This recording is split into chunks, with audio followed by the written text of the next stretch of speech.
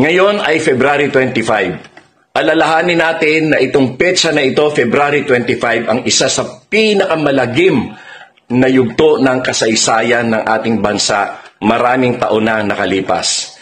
Dahil dyan ay namayani ang mga dilawan na nagpahirap sa ating bansa at naglugmok sa ating ekonomiya at pumigil sa pag-unlad ng ating bansa. Kaya yan ang ating iisipin na leksyon sa kasaysayan ng Pilipinas. Kaya ngayon ay tayo ay wag nang maniwala sa mga propaganda at mga reklamo na wala namang katuturan. Sinasabi nila na yung bigas daw ay hindi na naging 20 pesos. Talagang nagkaroon ng matinding problema sa buong mundo sa bigas sapagkat nagkaroon ng Ukraine War. Noong pinangako yan ni Presidente Bongbong Marcos ay wala pa yung mga elemento ng pagtataas ng bigas kagaya na lamang ng Ukraine War sapagkat dyan nanggagaling ang mga murang abono at pataba sa lupa para magkaroon magandang pag-ani sa palay. At ngayon din ang panahon ng drought. Yung El Nino ay talaga namang lahat ng bansa, mga rice-producing countries, ay naapektuhan din. At yung mismong mga bansa na may malalaking mga ani ay nagpigil ng kanilang pag-export sapagkat sila rin ay nagkakaroon ng krisis din sa bigas. Ang katotohanan, ang Pilipinas ang isa sa may pinakamababa na bigas. Pinakamababang presyo. Kung dito lamang sa Southeast Asia ay makikita natin na mayroong mga bansa na mas maunlad, na mas mahal ang bigas. At yung pagmamahal naman ng mga bilihin ay buong mundo ay nagmamahal ang bilihin, hindi lamang sa Pilipinas. At yan ay matapos ang pandemya ay unti-unti naman tayong bumabangon. Kaya huwag kayong maniwala dyan sa mga paninira ng iba na hindi daw nakamit yung pinangako. Noong panahon din ni Presidente Duterte, ang pangako sa atin ay 15 pesos lang ang bigas. Hindi rin naabot yun. Gustuhin man niya, may mga external factors na hindi natin mapigilan. Kaya huwag tayong magmadali at sa programa ng Marcos administration ay ginagawa natin ng paraan na mapataas ang ani ng ating agrikultura upang tayo ay makamit ang pagbaba ng bigas at ang iba pang bilihin. Yan naman ay tinatrabaho naman ng Marcos administration. Kaya huwag tayong magpapadala sa mga reklamo ng iba na wala namang katuturan. Sinasabi nila napakahirap daw. Pumunta kayo sa mga mall, punong-puno kahit na anong araw. Pumunta kayo sa kalye, napaka-traffic, ang daming bagong kotse, ang dami may pambili ng gasolina, ang dami may pambili ng sasakyan. Paano mo nasasabi naghihirap mga Pilipinas? Pumunta ka sa mga mall, nakikita mo, hindi lamang mayayaman yung sinasabi nila na nagkakaroon ng panggastos, kundi kahit na sino na nagkakaroon ng pagkakataon na mamili at gamitin ang kanilang pera. Meron man naghihirap, yun naman ay tinutulungan din naman ng ating pamahalaan sa pamamagitan ng DSWD, yung tupad, yung food stamp at yung mga ayuda. Sila ay talagang kailangan bigyan sapagkat sila yung walang pagkakataon na magkaroon ng sapat na hanap buhay dahil na rin sa kakulangan ng edukasyon at ng kakayahan at skills. At yan naman ay ginagawa natin ng paraan. Basta tuloy-tuloy lang tayo at ating asahan na ang gobyerno under President Bongbong Marcos ay gumagawa ng lahat ng paraan upang mapabuti ang kalagayan ng lahat ng Pilipino. Maraming salamat. Mabuhay! Mabuhay ang bagong Pilipinas. Napadaan siya. Na-curfew. Oo, na-curfew. Nung alas 10 pa lang, pagka nakita ka ng Metrocom nun eh. Metrocom. Oo, nung araw, Metrocom. Yun ang humuli sa akin kasi may bahay kami nun dati sa Valenzuela, sa Bibi. Wala nang masakyan, gawang curfew nga eh. Naglakad ako. Pagdating ng monumento, nandun pala yung mga bus ng yung mga polis, yung mga nagbabagansya, mga Metrocom. Doon sinasakay na, tumawa yung nila. Yun, curfew ako. dinala ko dun sa kampo nila, sa may EDSA. Doon pinagbubunot ng damo, bibilangin kayo lahat, ilalabas kayo sa labas. Pero ako nakatakas ako noon. Kasi medyo, medyo pinag-aralan ko. Nung nandun kami, may nagdadala ng uniforme ng sundalo. Nasa loob kami, kasi sabi gano'n, bilang na kayo, bilang. Magalusod na kayo, magbubunot na kayo ng damo sa kalye. Papakawalan ko kayo, makatapos ang pananghalian. Pero mo, simula gabi, alas 10, nandun na ako nandun na kami, nakita ko, merong mga tao na nagdadala ng uniforme ng sundalo. Pumapasok, nakakalabat-pasok. Kaya nung sumimple ako, sabi ko, magalusin na kayo. Kasi nung sumimple ako, hindi pala ako. Yung ibang kasama ko, tumalon sa bakod. Tumalon, yung pala, meron nag-isip sa yung talon. Pagtalo mo, sa labas, sa may kalye. Huli ka na naman. Huli. Ako, hindi.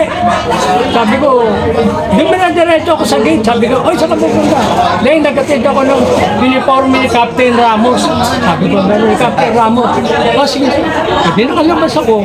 Nakatakas ako. Hindi ako nakapagbulo ng damo. Ito pang namin. Nung nandito, eleksyon. Nung maging eleksyon ng assemblyman.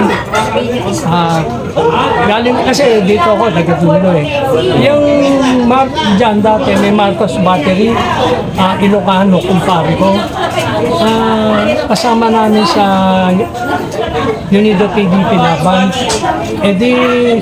Meron kaming owner na yung owner na may trompa, tapos nag-a-announce ka na, meron po tayong rally sa Liwasang Bonifacio. Kung sino po gusto pumunta, ito po ay ganun. Pwede pababa kaming ganun. Simula dito sa Road 10, diretso yun. Diretso, Ross Boulevard yun paglampas mo, pagbaba mo tuloy ng Delpan. Yun, diretso na yun. Bale, Luneta, di ba? Diretso, Ross Boulevard. Pagbaba namin ganun sa Sulay, malapit na kami sa Manila Hotel, di ba? Manila Hotel. Yung pala, may caucus pala doon si FDR.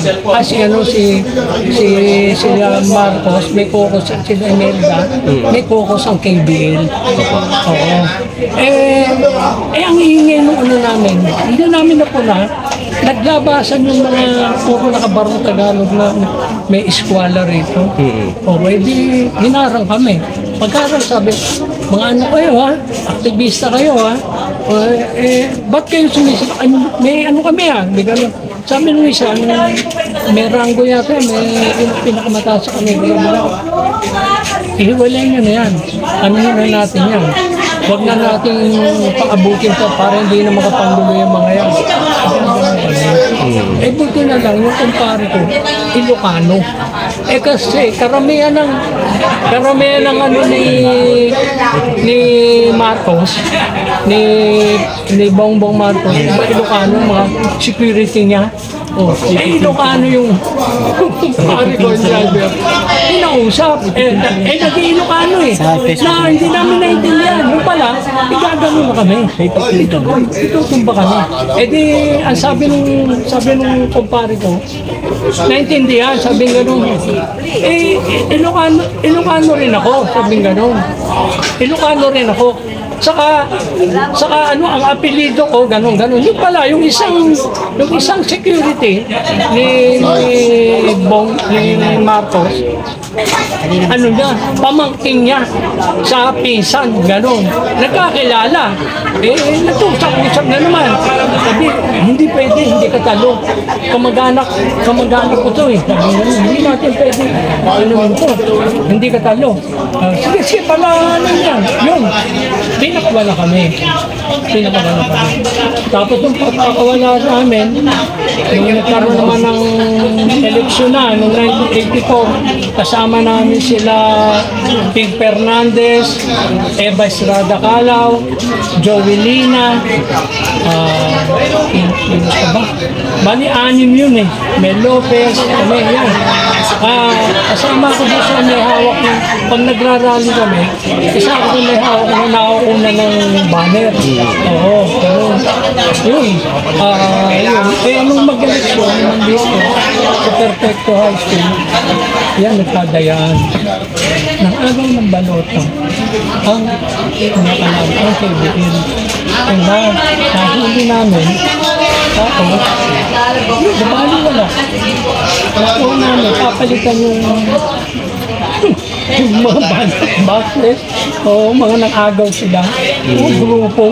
Hindi, 1984 Assemblyman election yun.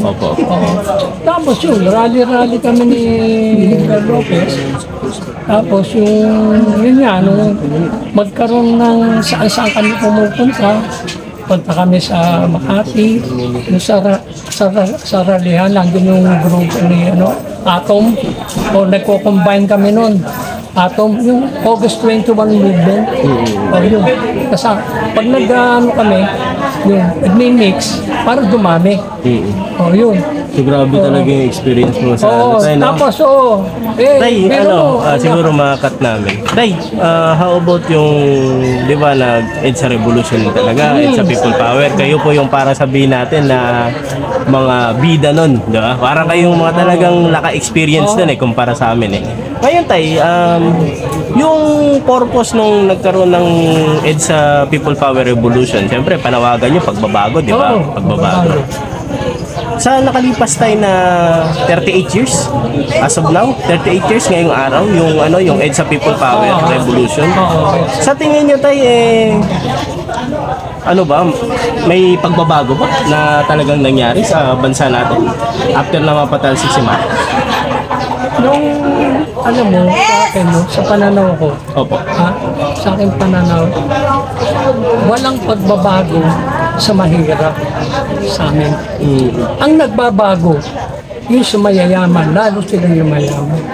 Kita mo, yung contractual, meron bang nga permanent na sa contractual papasok ka? Opo. Ang gobyerno sa akin, kasi aktivista ako ang sa gobyerno kasi, napasok din ako sa gobyerno. Gawa nung si Mel Lopez, in-appoint ni Cory as acting mayor ng Maynila. Kasama niya ako sa City Hall. Yung nagsitog kami. Napasok ako na sitog ng Maynila. Naging empleyado ko. Kaya ang gobyerno, 31 years in service ako sa City Hall. Ng Maynila. So, nung nasa City Hall kayo tayo, ano yung mga na-experience? Sa City Hall, talagang sa gobyerno, basta may pera ka, maski magagawa. Maglalakad ka ng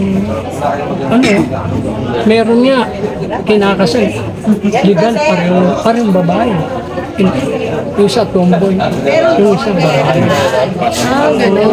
Legal. Anong year po yun, sir, nung tag na yun? Year, kami, pumasok kami doon, 86 Pero, 86, 87, di ba, 88. wala ho sa batas natin yung same-sex marriage, di ba? Wala. Kasi, kung unang ka, paglalagyan ng bigote yung mayaman yung tomboy mayaman nagbibigote, tapos ayari isa sa sityo yung birth certificate, o ikaw lalaki. So, anong masasabi nyo tayo? Dahil wala na nga yung uma-attend sa EDSA. Alis wala. Kasi, maano ko kung sa sinabi mo walang umatin, kasi kami, kampa ko, hindi rin ako umatin. Kasi parang nakita ko, parang bumabalik sa atin. Parang walang pinagbago. So, wala talagang pinagbago tayo. Ganun pa rin. Masasabi ba natin tayo, parang binudo lang din kayo nung EDSA People Power? Parang ginamit lang kayo tayo. Walang presidenteng naging makamahirap. nung nagano ko, ang presidente lang na naalam na makamahirap, si Ramon Magsaysay. Nagsiya ko, si Ramon Magsaysay. Si PBBM tayo. Sa ngayon, sa akin, no, medyo may ginagawa siyang okay. Hindi naman pagkasalanan ng ama, kasalanan ng anak. So hindi ka naniniwala dyan? Diba? Sa akin, alam ko, may ginagawa din siya na maganda. Opo, maganda. Tulad ng Kasi ano tayo? nakita ko, Tulad ng ano? kamukha nung Na talagang tumatak sa isip. ginagawa nung kamukha ngayon. Ang mangingisda natin, winawalang yan ng China. O, kita mo, sino lumalaban ngayon? O, kamukha yung ano, yung sa criminal court. O, di ba? O, sa criminal court. Oh, ICC. O, sa ICC. Sino pinapasok niya ngayon? Gawa nung, di ba? Maraming naargabyado. Oo. Kasi yung nakaraang presidente, hindi naman sa ano, no? Talagang wala sa tama yung nakaraan. So, yung mga magsasaka tayo ngayon, How about sa ano, farmers? Oo, yung mga medyo malakas ang loob gawa nung si Bongbong na nakaupo, inaalala hindi ka mukha nung si Duterte, nabangga, nawasak na yung barko ng mangingisda. Hindi, babayaran daw ngayon, hindi na nababayaran. Diba? Sila rin ang nagreklamo. Wala rin. Walang pagbabago, diba? Itong pagpupuni, medyo may nasisilip tayo na nakikita. may nakikita tayo na medyo umaangat ng konti. Hindi pa kasi kaupo niya lang eh. Opo. Kailangan talaga niya talaga yung yung talagang matapos na yung term niya para magawa niya yung dapat gawin. Lalo na sa may hirap. Lalo na kami, nagpakahirap para lang makuha yung ganito na tayo, maging malaya tayo. Oo. Kami, lalo na ako, buhay ko, hindi ko na inintindi yun. Umiyak nga asawa ko pag maalis ako eh. Alam niya. Sabi, maghirap. Naiiyak kayo tayo. Naalala. Kaya kung maalala mo ngayon, umiiyak ka na po. Balik tayo sa nakatulong ba yung ginawa niyong pagsama sa EDSA? Naman, hindi ko pinagsisisi. Pero tayo ngayon, sa senior citizen, di ba? Tapos may programa si Pangulong Bongbong Marcos, kaya tayo nandito kasi may online registration, which is for the National Commission for Senior Citizen. Then siyempre para yung health benefits ng mga senior ma-distribute once na nakarehistro na po kayo. Sa programa na yan ni PBBM na nilaanan talaga ng 43 billion, ano po yung parang masasabi niyo? Sa akin, mangako kay Mamaga.